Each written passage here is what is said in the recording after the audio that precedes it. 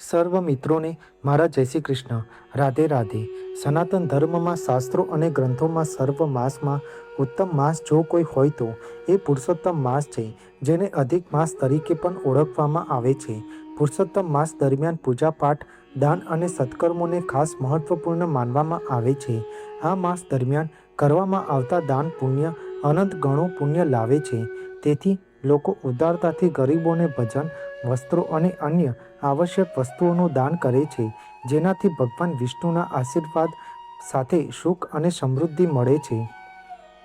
આ મહિના દરમિયાન ઓમ નમો ભગવતે વાસુદેવાય મંત્રનો જાપ કરો, શ્રીમદ ભગવદ્ ગીતાનો પાઠ કરવો અને નદીમાં પવિત્ર સ્નાન કરવાનો વિશેષ મહિમા રહેલો છે।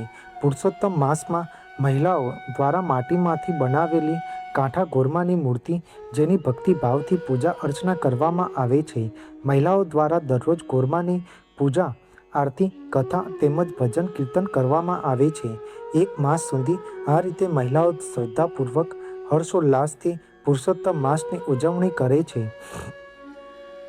પુરુષોત્તમ માસના અંતિમ દિવસે ભજન કીર્તન સાથે વાતે ગાતે ગોરમાને નદીના જળમાં વિસર્જન કરી પુરુષોત્તમ માસની પૂર્ણાહુતિ કરે છે। આજે આપણે પુરુષોત્તમ માસના બીજા અધ્યાય અને વર વગરની વહુની વાર્તાનું શ્રવણ કરીશું। સૂત પુરાણીના આ વચનો સાંભળી બધા તેમને ધન્યવાદ આપવા લાગ્યા। કથા કહેવામાં કુશળ એવા મહાન જ્ઞાની સૂત પુરાણી પાસેથી પોતાને કથા સાંભળવા મળશે એમ જાણીને તેઓ ઘણા ખુશ થયા। હે મુનિઓ, એમ સૌનક મુનિ બોલ્યા, શ્રી વ્યાસ મુનિના આપ શિષ્ય છો, તેમની પાસેથી આપે સાંભળેલ કોઈ હીર કથા અમને કહો, જેનાથી અમારું ચિત્ત પવિત્ર અને પ્રસન્ન બને। આથી સૂત પુરાણી બોલ્યા, હે મુનિશ્રેષ્ઠો, તમે ઉત્તમ હોવા છતાં મને ભગવદ્ કથા કહેવાનું કહો છો, તો મેં શ્રી વ્યાસજીના મુખેથી જે સાંભળ્યું છે તે મુજબ હું તમને કહું છું। તેમણે કથાનો આરંભ કરતા કહ્યું, બ્રહ્માજીના પુત્ર નારદજી એકવાર અલકનંદા ગંગાજીના કિનારે આવેલા બદ્રીનારાયણ આશ્રમમાં પધાર્યા અને શ્રી હરિનારાયણને નમસ્કાર કરીને કહેવા લાગ્યા, આપ સત્ય સ્વરૂપ અને કૃપાનિધિ છો। આ સત્યના પ્રતાપે આપ જગતનું પાલન પોષણ કરી રહ્યા છો। આપ સાક્ષાત નારાયણ હોવા છતાં તપશ્ચર્યા કરી મૃત્યુલોકના માનવીઓને બોધ આપો છો, પરંતુ હજુ તેમને બોધ લાગ્યો હોય તેમ લાગતું નથી। હું મૃત્યુલોકથી આવું છું, ત્યાં મેં બધા માનવીઓને મોહ માયામાં ફસાયેલા અને અસત્ય બોલતા જોયા છે। તો આપ એવી કોઈ કથા કે વ્રત સંભળાવો કે જેથી મૃત્યુલોકના સર્વ મનુષ્યનું કલ્યાણ થાય। નારદજીના આવા વચન સાંભળી ભગવાન નારાયણ જગતને પવિત્ર કરે એવી કલ્યાણકારી કથા કહેવા લાગ્યા। નારદ વૃંદાવનવાસી ગોપીજન વલ્લભ ભગવાન શ્રી કૃષ્ણની પવિત્ર લીલાઓનું શ્રવણ કરવાથી સંસાર અને આત્માના બધા દુઃખો, કષ્ટો દૂર થાય છે। હું તમને પુરુષોત્તમ ભગવાનની પવિત્ર કથા કહી સંભળાવું છું, તે તું સાંભળ। આ પુરુષોત્તમ માસની કથા સાંભળવાથી દુઃખ, દારિદ્ર્ય અને શારીરિક સંતાપો નષ્ટ થઈ જાય છે અને તે મોક્ષનો અધિકારી બને છે। આથી નારદે તેમને પૂછ્યું, હે પ્રભુ, આ પુરુષોત્તમ માસ કયો માસ છે? તેનું મહાત્મ્ય શું છે? તેના અધિષ્ઠાત્રા દેવ કોણ છે? આ બધી બાબત વિસ્તારપૂર્વક મને કહો। સૂત પુરાણી આગળ કહ્યું, હે મુનિશ્રેષ્ઠો, નારદજીનું આ નિવેદન સાંભળીને ભગવાન નારાયણે કહ્યું, હે નારદ, પુરુષોત્તમ એ એક મહિનાનું નામ છે। તેના અધિષ્ઠાત્રા પુરુષોત્તમ ભગવાન હોવાથી આ માસનું નામ શ્રી પુરુષોત્તમ માસ પડ્યું છે। આ માસમાં વ્રત, તપ અને દાન કરવાથી પુરુષોત્તમ ભગવાન સંતુષ્ટ થઈ અનંત ફળ આપે છે। નારદજીએ વધુ માહિતી મેળવવાના હેતુથી આગળ પૂછ્યું, કયા મહિનાને પુરુષોત્તમ માસ કહેવામાં આવે છે? આ માસમાં વ્રત, તપ અને ઉપવાસ કેવી રીતે કરવા? આ વ્રત કરનારને શું ફળ મળે? જગતમાં દુઃખોનો પાર નથી। હું તેમાંથી તેઓને શાંતિ અને દિલાસો મળે એવા સરળ ઉપાય સૂચવવા વિનંતી કરું છું. સૂત પુરાણી આગળ બોલ્યા, હે મુનિશ્રેષ્ઠો, નારદજીની આ વિનંતી સાંભળીને ભગવાન નારાયણે મૃત્યુલોકના માનવીઓ પર કૃપા કરીને પવિત્ર પુરુષોત્તમ માસના મહાત્મ્યની કથા કહેવી શરૂ કરી. તે કથા જ તમારી સમક્ષ હું રજૂ કરીશ. શ્રી બૃહશારદીય પુરાણના પુરુષોત્તમ મહાત્મ્યનો શ્રી નારદજીનો પ્રશ્ન નામનો બીજો અધ્યાય સંપૂર્ણ. હવે પુરુષોત્તમ માસની વગરની વહુની પાવન કથા વાંચીએ. એક ગામમાં બ્રાહ્મણ અને બ્રાહ્મણી રહેતા હતા. તેઓ પૈસે ટકે સુખી હતા. પ્રૌઢ ઉંમરે પહોંચ્યા હતા.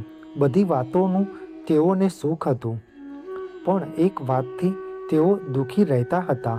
તે દુઃખ હતું નિસંતાનપણું. તેઓ પરણ્યા ત્યારથી જ સંતાન માટે વલખા મારી રહ્યા હતા, પણ ઈશ્વર તેમની સામે જોતો ન હતો.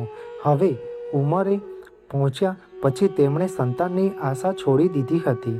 હવે તો તેઓ પ્રભુ પરાયણ ધાર્મિક કાર્યોમાં સમય ગાળતા હતા. એવામાં પવિત્ર પુરુષોત્તમ માસ આવ્યો.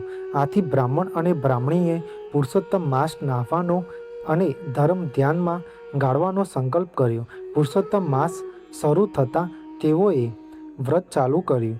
સવારે વહેલા ઉઠી બ્રાહ્મણ અને બ્રાહ્મણી બધા સાથે નદીએ નાહવા જતા. આખો દિવસ નામ જપ કરતા અને રાતે ભૂમિ ઉપર પથારી કરી સૂઈ જતા. બ્રાહ્મણ બ્રાહ્મણી પ્રૌઢ હતા. વળી ઘરમાં કામ કરનાર કોઈ હતું નહીં. તેથી ઘરનું બધું કામકાજ બ્રાહ્મણીએ જ કરવું પડતું હતું. તેઓ થાકી જતા. ઉપરાંત ઘરકામમાં પુરુષોત્તમ ભગવાનની ભક્તિ કરવાનો સમય બહુ ઓછો મળતો. તેથી બ્રાહ્મણીનું દિલ દુભાતું હતું. એક દિવસ તેને વિચાર આવ્યો કે જો અમારે દીકરો હોત તો વહુ આવત, તે ઘરનું કામ કરત અને પ્રભુનું ભજન કરતા. આ વિચાર તેણે બ્રાહ્મણ સમક્ષ મૂક્યો. જુઓ ને, આ તો ધર્મ ધ્યાનનો મહિમા છે અને મારે તો બધો વખત ઘરકામમાં જાય છે. ઘરમાં વહુ હોય તો કેવું સારું. એ રાંધે, ઘરકામ કરે અને આપણે નિરાંતે ભગવાનનું ભજન કરીએ. બ્રાહ્મણ આ વાત સાંભળી હસવા લાગ્યો. તે બોલ્યો, તું જાણે છે કે આપણે દીકરો નથી, પછી વહુ ક્યાંથી આવે? બ્રાહ્મણીએ કહ્યું, હા, હું જાણું છું કે આપણને દીકરો નથી. દીકરો હોય તો વહુ આવવાની જ છે, પણ દીકરો ન હોય તોય વહુ આવે તેવું કંઈક કરો. વગર દીકરે વહુ લાવો તો ખરા. બ્રાહ્મણીની આ વાત સાંભળી બ્રાહ્મણ મૂંઝવણમાં મુકાઈ ગયો. તેણે કંઈ સૂઝતું ન હતું. તેથી બ્રાહ્મણી બોલી, હું તમને એક માર્ગ દેખાડું. તમે બહાર ગામ ઉપડો અને કન્યા શોધી કાઢો. કન્યાના મા બાપ પૂછે તો કહી દેવાનું કે દીકરો કાશી ભણવા ગયો છે.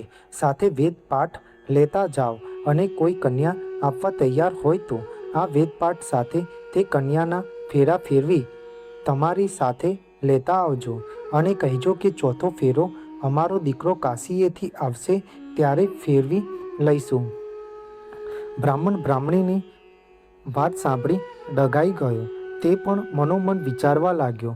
બ્રાહ્મણી બોલી, જેવી ભગવાનની ઈચ્છા, એકવાર કામ તો પાર પાડો, પછી જેવી હરિની ઈચ્છા. બ્રાહ્મણ તો બીજા દિવસે સવારના પહોરમાં ખભે ખડીયો ભરાવી ને પુત્ર વધુની શોધમાં નીકળી પડ્યો. ચાલતા ચાલતા જે ગામ આવ્યો અને ત્યાં બ્રાહ્મણનું ઘર નજરે પડે. ત્યાં કન્યાની ભાળ કાઢતો. આમ ફરતા ફરતા એક ગામમાં એક ગોર મહારાજના ઘરમાં રૂપાળી કન્યા તેના જોવામાં આવી.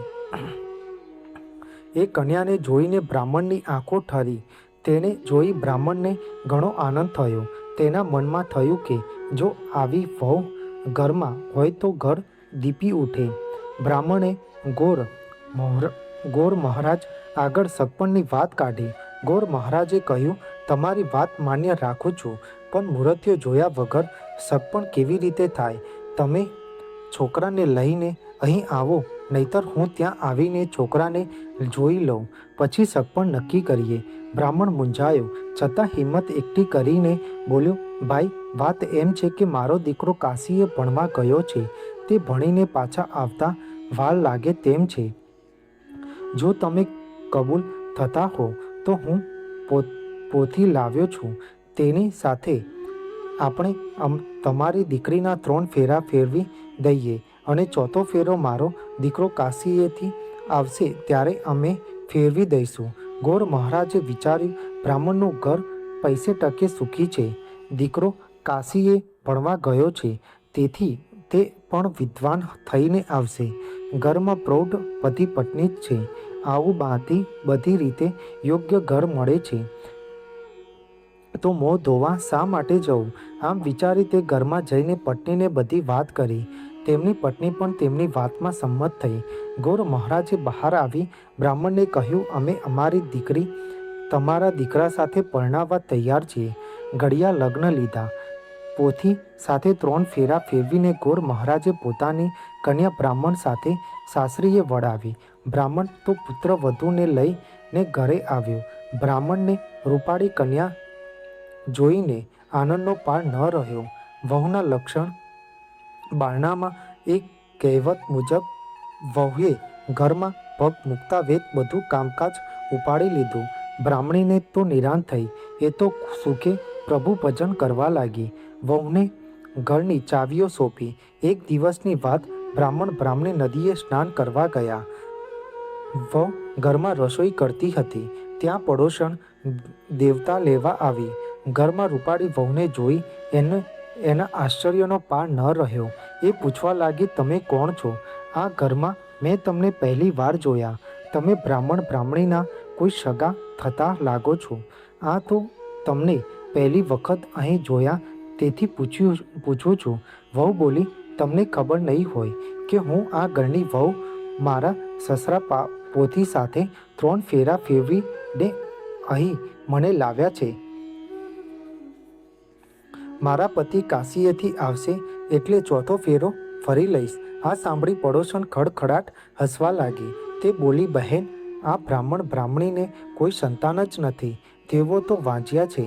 પડોશણની વાત સાંભળી વહુનું કાળજું ચીરાઈ ગયું અને એ રડવા લાગી. થોડી વારે બ્રાહ્મણી નદીએથી નાહીને પાછા આવ્યા. વહુને રડતી જોઈ બ્રાહ્મણી પૂછવા લાગી, દીકરી, તું શા માટે રડે છે? જવાબમાં વહુએ પડોશણે કહેલી વાત કરી. વહુની વાત સાંભળી બ્રાહ્મણી ચોંકી ગઈ. છતાં બ્રાહ્મણીએ હિંમત રાખી વહુને માથે હાથ મૂકી આશ્વાસન આપતા કહ્યું, વહુ, અમે પૈસાવાળા છીએ એટલે અદેખા લોકો અમારી માટે ગમે તેમ બોલે છે. તેઓ અમારું સુખ સાંખી શકતા નથી, તેથી અમારી નિંદા કરે છે. તું જ વિચાર કરને, કોઈ દીકરા વગર વહુ લાવે ખરા? મારા 7 ઓરડા અને 3 માળવાળી હવેલીને ભોગવનાર મારો જુવાન જોગ દીકરો છે. વળી તે એટલો બધો રૂપાળો અને તેજસ્વી છે કે તેને જોતાં જ આંખો અંજાઈ જાય. તેને જોઈને તું કહી શકે, જેણે 5 આંગળીએ ભગવાને પૂજ્યા હોય તેને આવો વર મળે. મારો દીકરો તો કાશીએ ભણવા ગયો છે, માટે એ ભણી ગણીને પાછો આવે ત્યાં સુધી તને એકલું ન લાગે એટલા માટે લે આ 7 ઓરડાની ચાવીઓ. દરેક ઓરડામાં ખાવા પીવાની અને શણગારની વસ્તુઓ પડી છે. ખાઓ, પીઓ અને પહેરો, ઓઢો.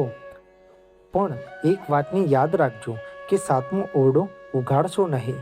વહુએ હવેલીના 3 માળ જોયા હતા, પણ તેમાં 7 ઓરડા બંધ હતા. તેના દરવાજાઓને મોટા તાળા મારેલા હતા. આથી તે વિચાર કરતી કે આ 7 ઓરડામાં એવું તો શું હશે કે તેને બંધ જ રાખવામાં આવે છે, ક્યારે ઉઘાડવામાં આવતા નથી. વહુ પાસે 7 ઓરડાની ચાવીઓ આવી એટલે તેના મનમાં ધરપત રહી નહીં. એક દિવસ બ્રાહ્મણી દેવદર્શન ગયા ત્યારે વહુએ પહેલા ઓરડો ઉઘાડ્યો તો એમાં મીઠાઈ પકવાન જોયા. બીજા ઓરડામાં હીરના ચીર જોયા. ત્રીજામાં 16 શણગારના સાધનો જોયા. આમ દરેક ઓરડામાં સમૃદ્ધિની છોડ ઉડતી જોઈ.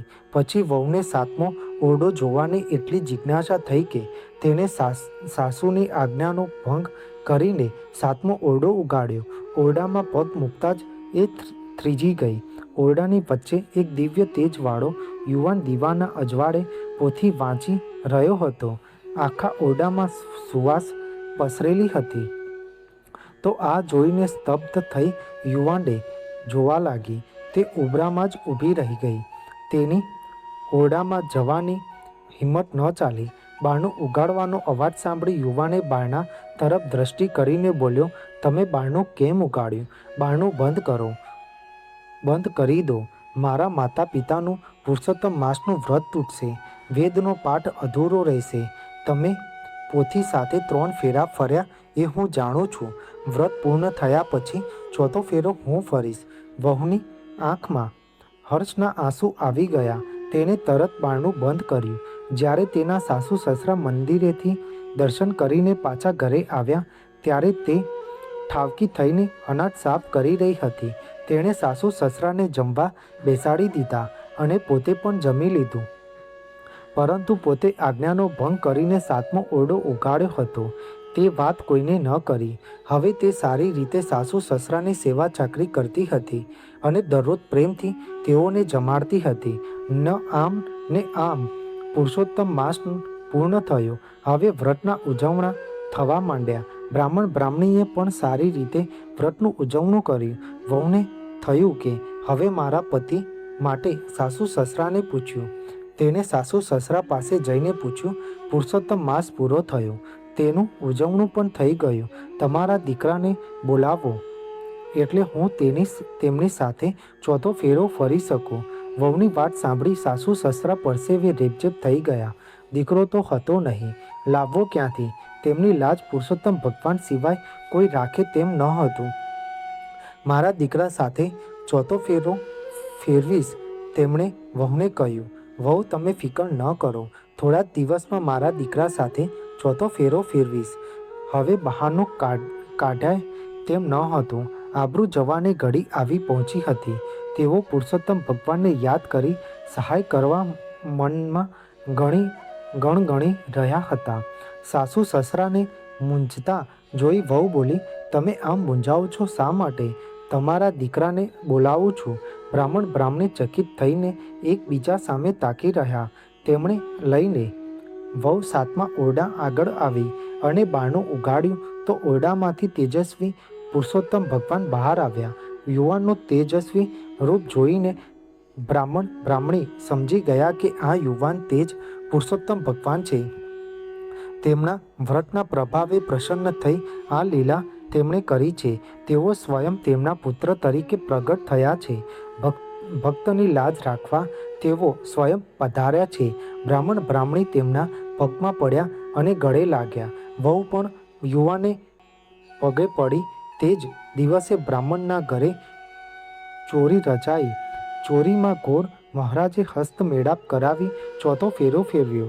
આમ લગ્ન વિધિ પૂર્ણ થતાં વહુ હર્ષગેલી બની ગઈ. બ્રાહ્મણ અને બ્રાહ્મણી પણ હર્ષ પામ્યા. તેમને તો પુરુષોત્તમ માસના વ્રતના પ્રતાપે તેમની લાજ રહી અને વગર દીકરે વહુ આવી. હે પુરુષોત્તમ ભગવાન, જેવા તમે બ્રાહ્મણ બ્રાહ્મણીને ફળ્યા, પુરુષોત્તમ માસનું વ્રત કરનાર, નહાનાર તેમજ કથા વાંચનાર અને સાંભળનાર સૌને ફળજો. બોલો શ્રી પુરુષોત્તમ ભગવાનની જય. તમને મારી આ માહિતી સારી લાગી હોય અને કંઈક નવું જાણવા મળ્યું હોય તો મારી આ ચેનલને લાઇક, શેર, કોમેન્ટ અને સબસ્ક્રાઈબ કરજો, જેથી તમને મારા નવા વિડીયોની માહિતી મળતી રહે. સર્વને મારા જય સ્વામિનારાયણ અને હર હર મહાદેવ.